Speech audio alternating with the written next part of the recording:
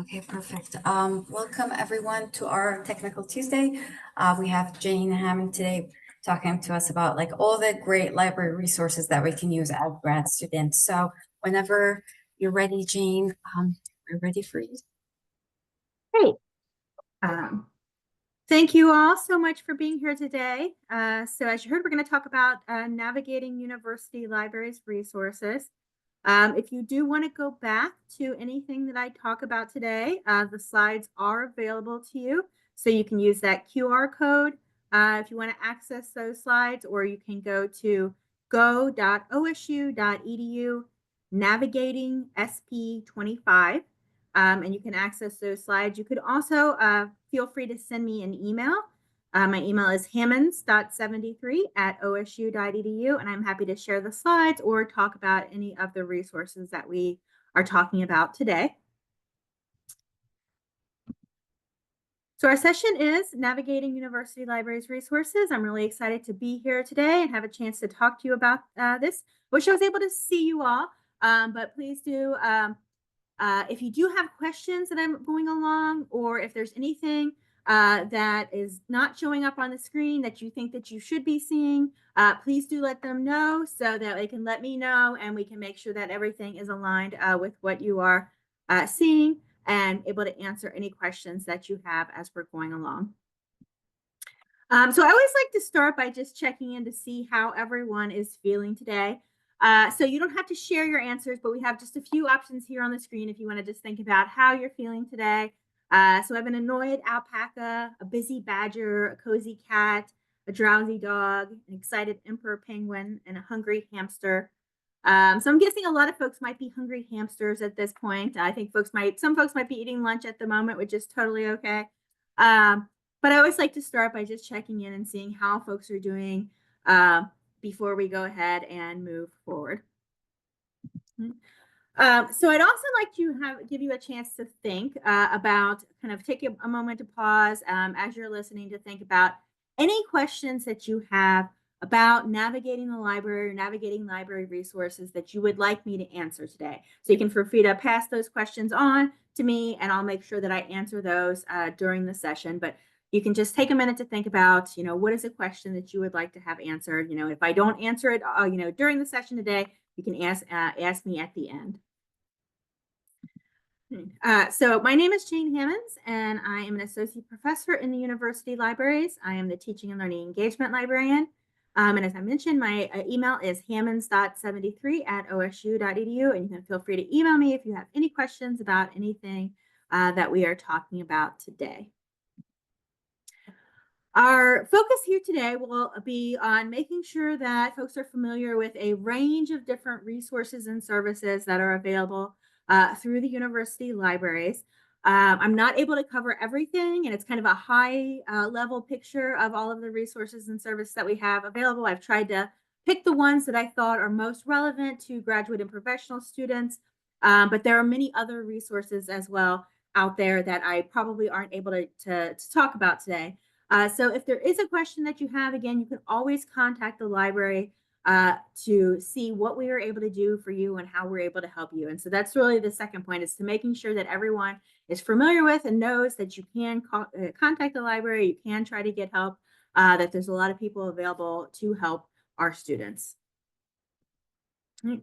So I have some opening questions, and these are things just to get you thinking a little bit about how you have engaged with the university libraries since you came to Ohio State and started in your role here as a student. So you can think about, one of the things that you might think about when you think about a library is books, right? That tends to be the first thing that folks think about when they think about libraries. So you can think about, have you used the library to check out a book? Have you gotten a print book from the library?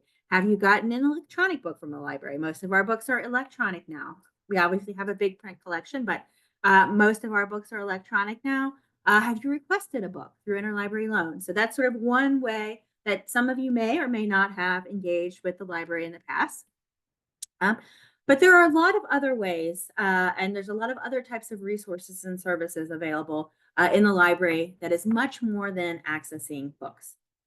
So I'd like you to think, have you, this is one I think a lot of graduate and professional students use, right? Have you used a library database? Have you accessed an online journal? Have you accessed an article through the library resources? Right. And another question, have you used the library to access films or music or images? Right? So this is an aspect of library services that I think sometimes is overlooked. The fact that you can actually access a lot of different films, not just, educational documentaries, but a lot of different films and images and music through the library. Right. Another question. So some of you may be familiar with some of our library facilities, some of you may not. So you can think about, have I ever spent any time studying or any time writing in one of the library's facilities? And I'll go over in a little bit the number of different facilities that we have, some of which some folks may not be aware of. Right. And then I'll also ask, and have you think about, have I ever contacted a librarian or a library staff member for assistance? Some of you may have, some of you may not. That's totally okay. But I wanted to share these opening questions as a way to get you thinking about how you have engaged with the university libraries in the past, and maybe some of the ways that you could engage with the university libraries that perhaps you weren't aware of. If you did sort of have an understanding of the libraries primarily about accessing books, maybe you hadn't thought of using the library to access music or images. Maybe you hadn't really thought about, how you could talk to a librarian and get assistance with your research and your writing process. So I'll mention here, as I'm thinking about this before I move into the next section here, librarians at Ohio State, everyone who is a librarian has a master's degree in library science. Most of our librarians have multiple master's degrees or PhDs. So we have all had the experience of being graduate students ourselves. We're familiar with what it's like. We're familiar with the challenges that graduate students face. I myself am currently a student in a PhD program, as well as being a librarian. And I'm not the only one, so we have that experience of knowing how to support and think about students that are in that graduate student role, what that looks like. So I just wanted to kind of share that. So I'm going to jump into some key takeaways, and normally takeaways come at the end of a presentation. I'm adding these more toward the beginning of the presentation because these are the things that I really want to highlight for you all. So if you forget, everything else that I talk about today, here are things that I really want you to try to remember. And the first thing is, and this comes out of my own experience as a graduate student, listening to my classmates and hearing them talk about paying for articles or not being able to access articles because they can't pay for them or they don't want to pay for them. So my key takeaway is you should never be paying for an article, right? You should access your articles through library databases or request copies of articles through Article Express, which I'm going to talk a little bit more about in just a second. All right. But as a student at Ohio State, you should never be paying for an article that you need, right? Or you should never say that I can't access that article because there is a paywall, right? Like you are paying tuition, you are paying library fees, you are paying for those articles already. So let us get those articles for you, right? So I never ever want to hear a graduate student or an undergraduate student, any student at Ohio State say that they couldn't access an article because they had to pay for it, right? So let us get those resources for you. Of course, we have lots more besides articles. We have a wide range of newspapers. I had one of my fellow graduate students as well say that he since I'm in a history program, he had a subscription to newspapers.com, or I can't remember what the site was, but I was like, why? Don't pay for that. Get your newspapers through the library, right? And of course, we have lots of books and, other materials as well. But that's my key takeaway is, don't be paying for resources that we can provide for you. My second takeaway is research is a very complicated process. Navigating the library is a very complicated process. right? I have been a librarian for 17 years. I've been a graduate student in multiple programs. There are still things that I don't know about how to navigate the library, right? Or navigate libraries in general, right? It is a complicated process, right? Research is a complicated process. So it's totally okay if you don't know how to access a resource. It's totally okay if you don't know where to go to get started with your research process. That is what the librarians and the library staff are there to help you, right? So to help you make sense of this very big, complicated information system, information environment that we live in, right? So it's totally okay if you feel overwhelmed as you're thinking about how to access or use library resources. And that leads into my final key takeaway is that we are here to help you, right? As a librarian for a long time, I've heard students say, I didn't want to bother you, right? That's not, that's not how you should be thinking about this, right? The job of the people in the university libraries is to help the students and faculty at Ohio State, right? And so you are not bothering us if you're asking us for assistance. That's what we're here to do. That's why we became librarians, is that we want to have this opportunity to engage with and support students. Right. So never feel that you're bothering us or creating a problem by asking us questions or asking us for help finding resources, or if we have certain resources, right? That's really what we're there to do. All right. So I'm going to talk about some key library people and some key library spaces that are available to you. Again, if you do have questions, you can feel free to pass those questions on, and I will make sure to answer those as we're going forward. So key library places and people that I think that would be helpful for folks to know about. So I'm sure that some of you may be familiar with Thompson Library. Some of you may be familiar with the 18th Avenue Library. So the 18th Avenue Library is the library that does provide 24-hour access Monday through Thursday. If you do have an Ohio State ID. But sometimes students are not aware that we have many different other libraries as well. So we have an architecture library, a fine arts library, the food, agriculture, and environmental sciences library, the geology library, music and dance, university archives, vet med. And so there are a lot of places that you can go to get assistance, but these are also places where you can go to sit, to study, to write, right? We also have the Billy Ireland Cartoon Library and Museum, which if you haven't been into that, it's just a great place to visit just as a museum. But it's also a library as well. So if you're looking for a quiet place to study, if you're looking for different kinds of resources that are available, just wanted to make sure that folks are aware that we have more, the reason that it's called the university libraries is because we have more than one library. So we have more than Thompson Library, we have more than the 18th Avenue Library. So you can think about these as other types of resources that are available to you. And then I wanted to highlight some of the key people that we have in the libraries. So one person that you should try to at least know who this person is the subject librarian in your particular area.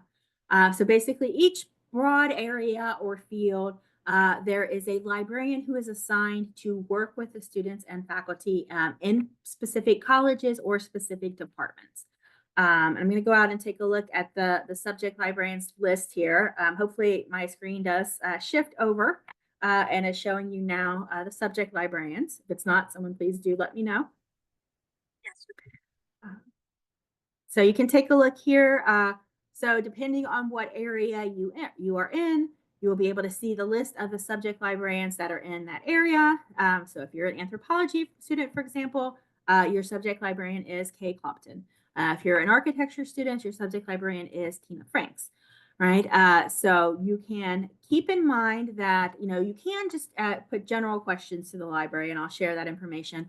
But as you're thinking about what field you're in, what discipline, what college, what program you're in, you want to think about who the subject librarian is in that area. Because those are the folks that are familiar with the collection in that area. They make the decisions about the resources that are involved in that area, right? And they're more familiar with the research practices in that particular area. They worked with graduate students and faculty in that area before, right? So keep in mind as you're going through that if you don't know, you are encouraged to think about who the subject librarian in your area is at the moment. There's a few places where you can see here it says ask us. So for example, we're in the process of hiring someone to be the librarian in chemistry and biochemistry. So there's not a person assigned specifically at that moment for that one. But in most cases, you'll see that you have an area, a person that's assigned in that particular area.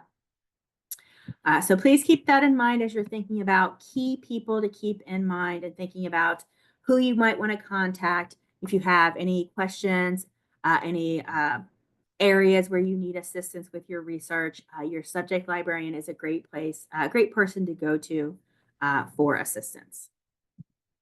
Okay. So I'll pause there. I'm not sure if you're able to tell me if there are any questions or comments in the room at this point, but I'll just pause here to see if there are anything before I move on.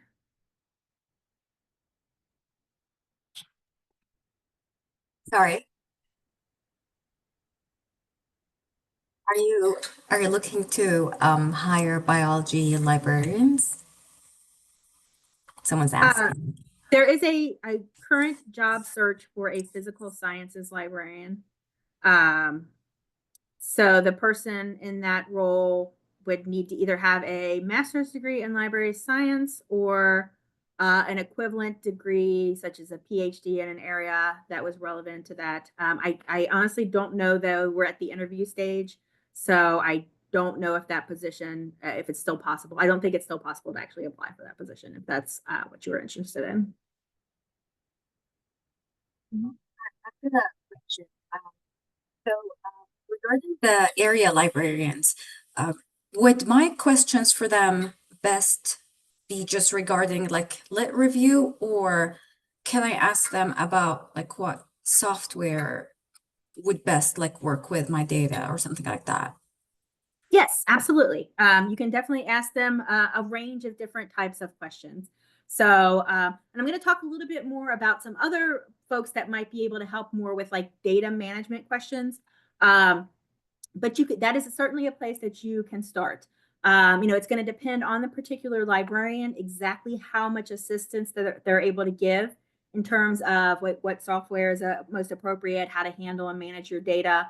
But if they are not personally able to help, then they'll be able to guide you to support for those kinds of questions. So I would start with your subject librarian and then let them tell you how much support they're able to give or who they would send you to elsewhere, if that makes sense. So I think they're a great place to start with any kind of question that you might have.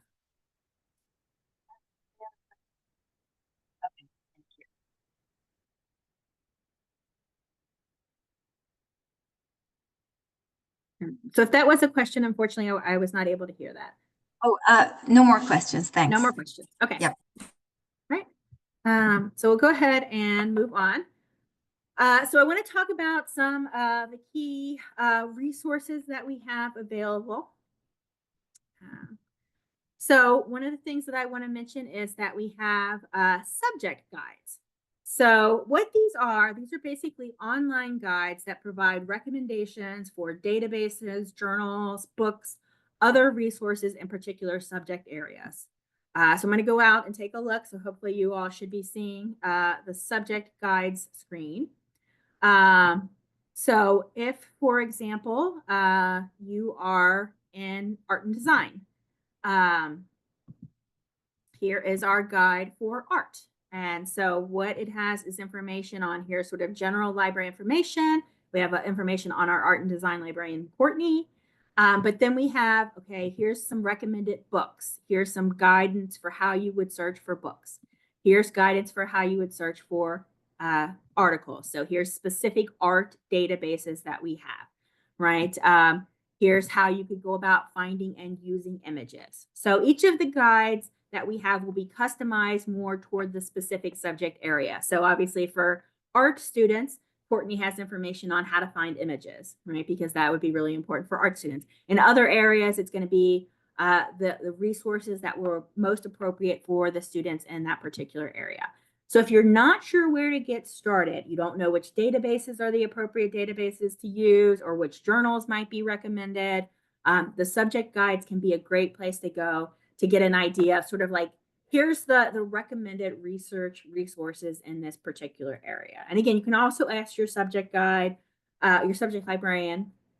But if you just want sort of a general look or you want support for how do I go about, getting started with research in this area, going to the subject guide and looking at the resources that have been gathered there are really helpful, right? And that makes it really easy, right? Especially thinking about the databases that you might want to use. We have access to hundreds and hundreds of databases.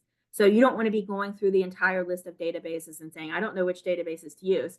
Go to the subject guide, the librarian has highlighted, like, here are the databases that are most relevant in this particular area, right? So that you're not, I find these are helpful, right? That you're just not wasting a lot of time, right? Instead, you're going to the resources that have already been identified as the resources that are relevant in your particular area. So we have, of course, a lot of different materials that are available. So I'm going to go out to our main library website. Hopefully folks are seeing the library website. So it's library.osu.edu. And there are a couple of different things that I want to highlight about this page in terms of searching for books, searching for articles, searching for different types of resources. So we have our main search box here. And what this is going to do, if you do a search in this main search box, it's going to search, basically try to search across all of the resources that we have at one time. So it's going to bring up article results, it's going to bring up book results, it's going to bring up people results, right? So it's going to bring up a wide range of different types of resources. So this is a search that if you want to do this search, you have to be prepared that you're going to get a lot of different results. But there are ways that you can narrow your search and make your search more toward specific types of resources that you might be looking for. If you know that you only want articles, for example, or you only want to look in one specific journal, there's certain things that you can do to narrow and focus your search. Right. So, for example, in my role as a graduate student, the resources that I tend to use the most. So we have our research databases list. So this is over here on the right-hand side of the search bar. If you click our research databases list, this has a list of all of the different databases that we have, right? And they are arranged by subject. So again, if you're not sure which databases are going to be most appropriate, you can go through that and look that, or you can also type in the name of a specific database. If you know that I want to use this particular database, you can use that. Right. So, but if I want to see, here are the databases that are recommended for research in education, I pop that up and it brings up a list of different databases that I'm going to go in and search for. Right. I decide that I want to use, for example, education full text. And I go in and I'm able to bring up my search bar, put my search terms in and search through using that database. I'm not going to go in depth into searching in a database. If you do have questions about that, I'm happy to answer that. But since all databases look a little bit differently, I don't want to spend a lot of time just showing you how to search one particular database, but please do let me know if you have questions about searching in databases. All right, so I'm going to go back here. So the research database list, I find that very helpful. One of the things that I tend to do a lot is if I know that I'm searching for a specific article, so for example, I've been, looking at the reference list of an article and I see one that I definitely know that I want to go look at. I use the online journals list a lot because this allows you to go in and search in a specific journal. So you can type the title of the journal in. So you can see one of the journals that I use a lot myself is the Journal of Faculty Development, since that's really relevant to my role. And that will pop up with the availability of that particular journal. And you can go in and go into that specific journal and just search that journal. I find that the most helpful tool to use if I know the specific article that I'm looking at. And I go in and search in that particular journal. One thing to keep in mind as you're thinking about searching a journal, I'm going to sort of bring up a different journal here. Hopefully folks are seeing this. So one thing that you'll see here is that in some cases, you'll see this option here where we have different years of the journal are available in different places. So you do need to be aware of what year you are looking for if you're searching for a particular journal so that you know the right place to go. So it seems like in this one, right, we have from 1997 to 2014. In this research, we have 2020 to present in a different collection. It looks like we have a gap there of a period for some reason where we don't have that journal available. Now, that doesn't mean that you couldn't get articles that were published in that year, but just keep in mind that you want to just have that understanding or awareness that sometimes the journal may be in different places depending on what year it is. Okay, so I'm going to go back. So that's sort of our main library website where you can go to find articles, databases, books, using that. And again, you have a lot of different options for how you want to go about and do that search. You can either do that main search bar or you can search more specific types of tools depending on what you're looking for. Right, so also we'll go back to your website here. Hopefully folks are seeing the library website, of course. So if you want to search for books, this is where you would search as well. You can search for books using this search bar, or you can use the books and more option here that will narrow your search down to searching for books. So you have different options, and as you are getting more used to using the library website, keep in mind that one of the challenges is that because our collection is so large, because we have so many different types of resources, sometimes it can take a little bit of time to figure out exactly where to go to search for what kind of resource you're looking for. So this is a case where, if you think that we have something that you can't find or you're not sure, this is where you can ask your subject librarian, how would I go about searching for this type of resource? What would you recommend? And that's, again, where you can go back and use those subject guides where we've already pulled out, here are some of the relevant resources in this area.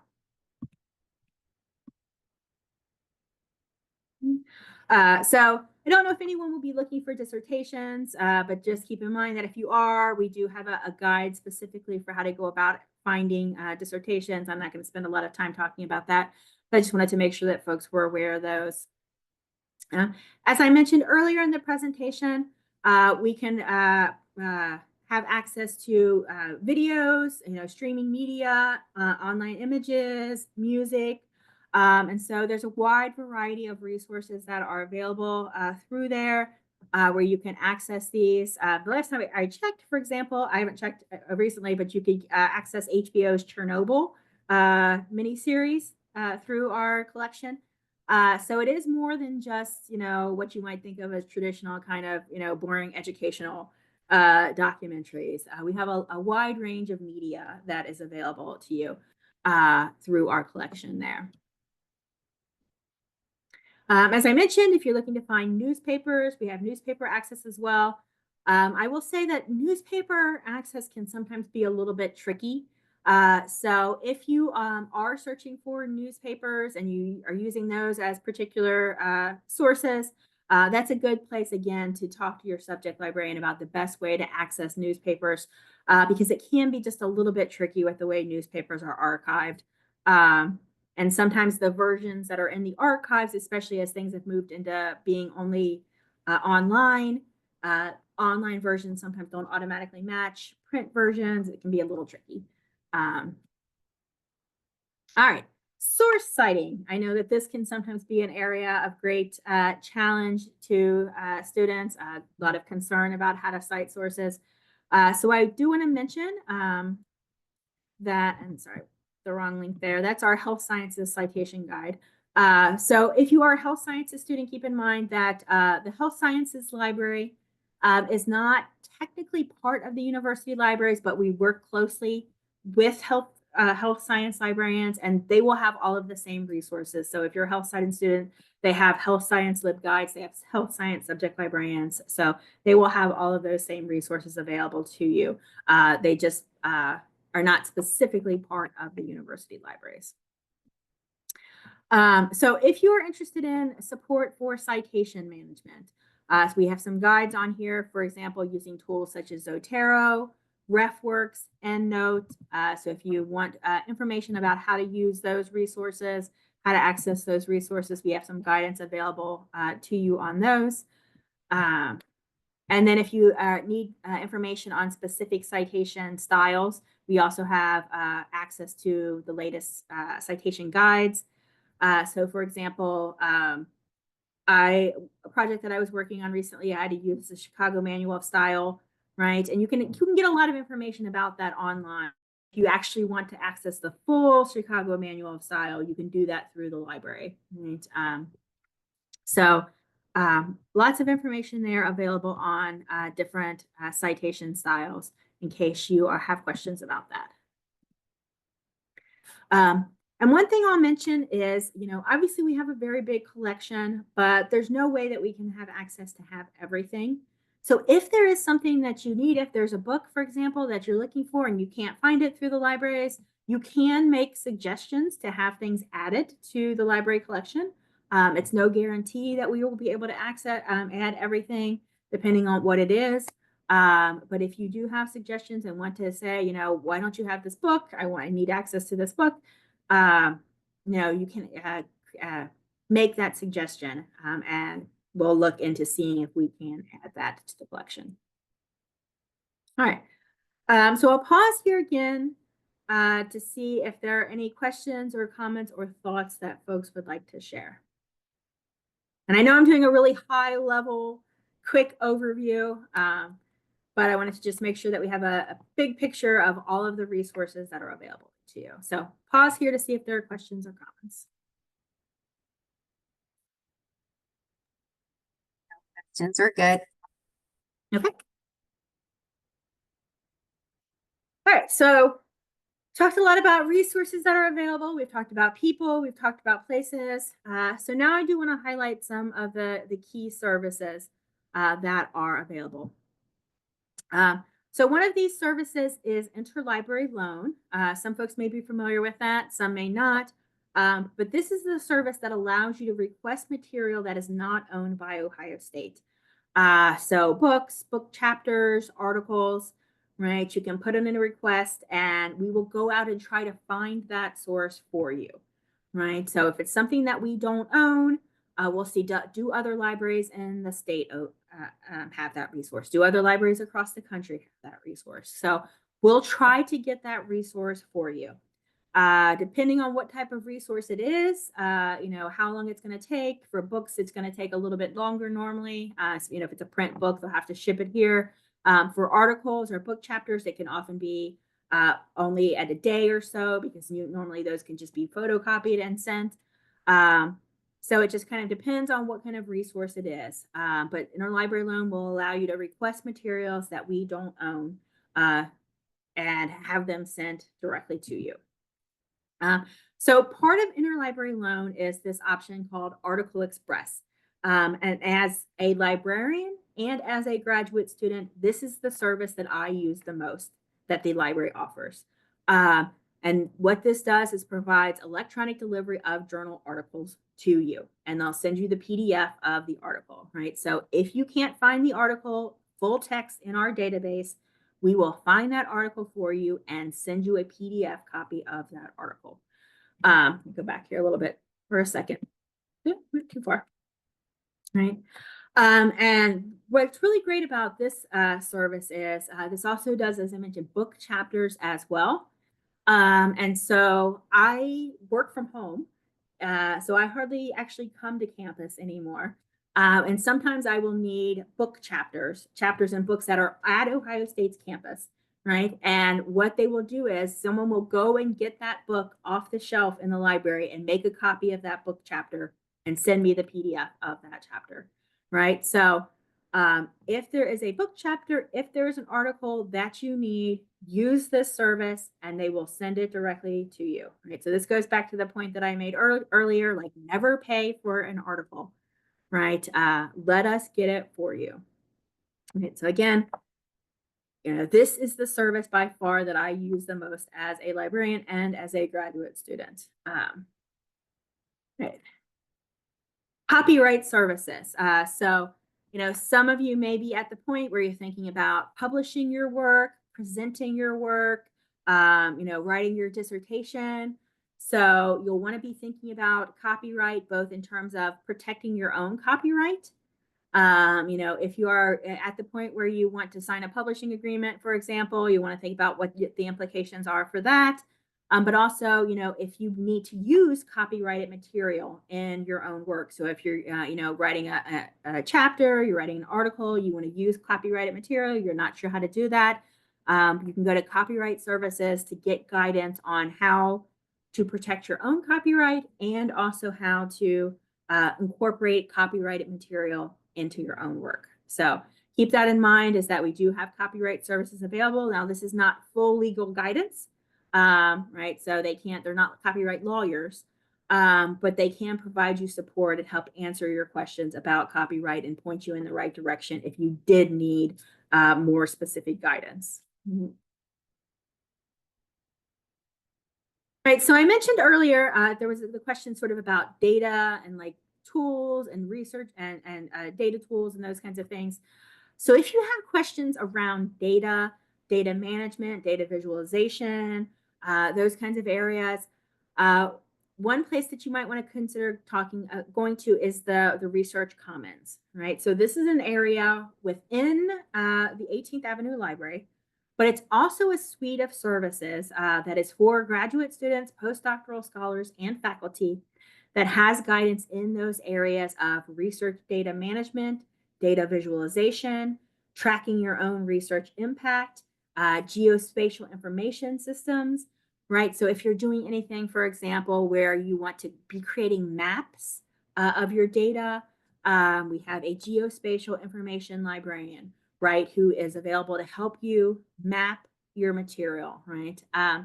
So if you have questions about publishing your material, this is the place to go as well. So this is a more specialized suite of services. So if your subject librarian is not able to answer any questions that you have about data, they will probably send you to the Research Commons, right? And this is where you can get help. This is where you can get access to specialized, data management tools that may not be available to you personally, right?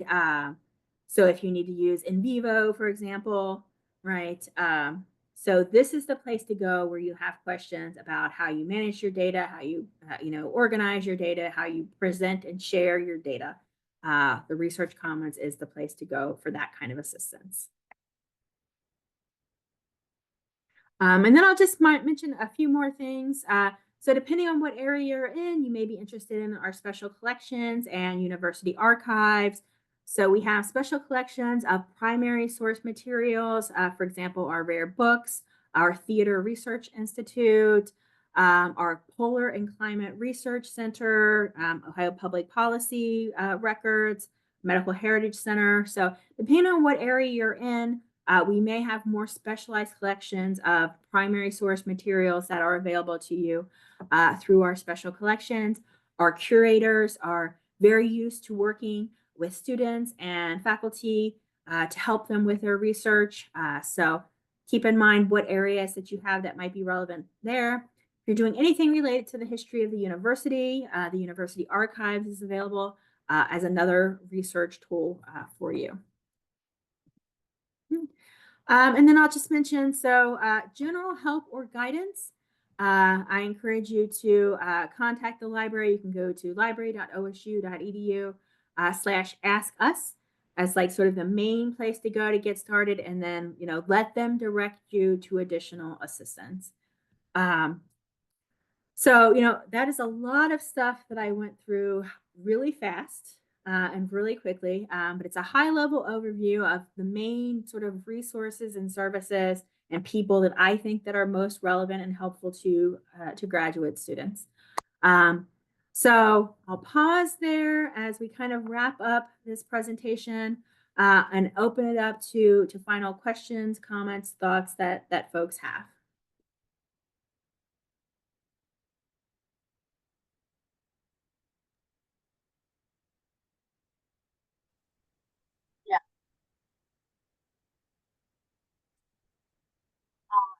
Question about the cartoon library. Like Mhm. what exactly do they have in there? Yeah.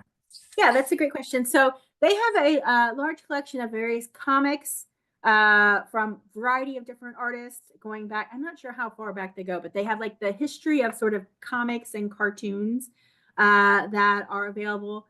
Um, and they do a lot of programming to highlight comic artists. And so, yeah, it's a pretty wide collection. It's a fairly a unique institution. There's not a lot of sort of museums or libraries out there that are dedicated to comics.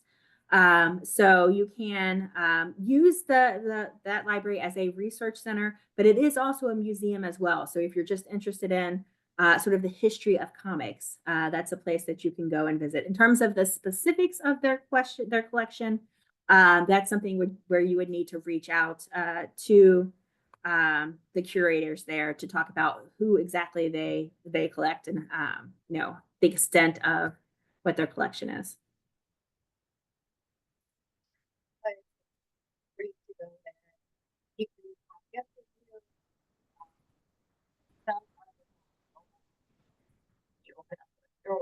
See the archive cartoons. Yeah. Thanks, Jane. Any more questions, you guys? Okay. If you want to add a few things, Jane, for me to record, or would you rather I just stop the recording? Yeah, if there are no more questions, I think that we've covered everything that I had planned for today. But yeah, please feel free to always reach out to the library for more assistance. Thank you.